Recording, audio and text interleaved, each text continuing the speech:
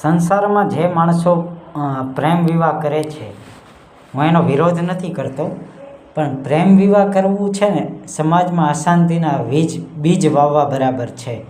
કારણ કે પ્રેમ વિવાહ કરવામાં સમાજને મર્યાદા ધ્યાનમાં રાખવી જરૂરી છે, માતા પિતાની મર્યાદા ધ્યાનમાં રાખવી જરૂરી છે. બાકી શાસ્ત્રોક્ત વિધિથી લગ્ન તમે કરો તો એ સારી બાબત કહેવાય.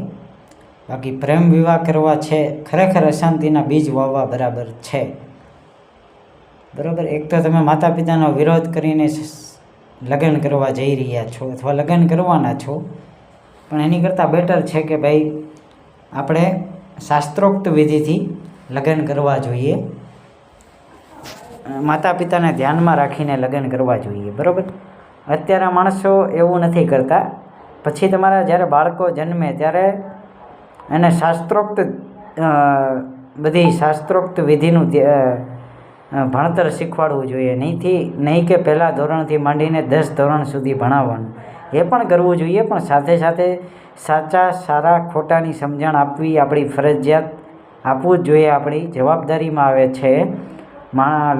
પોતાના બાળકો, પોતાના દીકરા દીકરીને શું સાચું છે શું ખોટું છે એની સમજણ આપવી જોઈએ. બધા ધર્મગ્રંથોનું પાઠ કરાવવું જોઈએ. શું સાચું છે શું ખોટું છે એ કરવું જોઈએ. ભક્તિ માર્ગ ઉપર ચલાવવા માટે કોશિશ કરવી જોઈએ.